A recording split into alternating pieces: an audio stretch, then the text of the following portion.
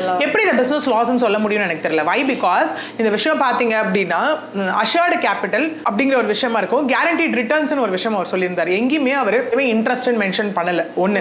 ரெண்டாவது அவராக தான் முன் வந்து 4% கொடுக்குறேன்னு சொல்லியிருக்காரு. இன்னும் அந்த MLM பிசினஸ் மாதிரி ஆட்கள் சேர்த்து விட்டு 6% கொடுக்குறேன்னு சொல்லியிருக்காரு. தன்னால 20% வரைக்கும் கொடுக்க முடியும்னு இந்த இடத்துல சொல்லியிருக்காரு. ஓகே, இது எப்படின்னா கொஞ்ச நாள் கொடுத்துட்டு அதுக்கப்புறம் அது இன்ட்ரெஸ்ட்னு கிளைம் பண்றாரு. அவரா செகண்ட் MOU மாத்தினாரு CNS பேர்ல இருந்து. எங்க இப்போ 2 பார்ட்டி டு த பிசினஸ் இருக்காங்கன்னா எதுவாக இருந்தாலும் 2 பார்ட்டியும் சேர்ந்து தானே முடிவெடுக்கணும். அதெல்லாம் இவர் பண்ணவே இல்லை. இவரா MOU மாத்தினார், இவரா வச்சார், இவரா எல்லாருக்கும் போஸ்ட் போட்டு விட்டார். முதல் விஷயம். ரெண்டாவது, எல்லாரும் எங்கிட்ட வந்து என்ன வந்துட்டு த்ரெட்டன் பண்ணிலாம் செக் கேட்டாங்கன்றார். அப்படிலாம் ஒண்ணுமே கிடையாது. இவர் தான் எல்லாருக்கும் வந்துட்டு அந்நேரத்துக்கு வாயை மூட்டினா போதும்னு சொல்லிட்டு செக் இவர் தான் எல்லாருக்கும் அனுப்பிவிட்டார்.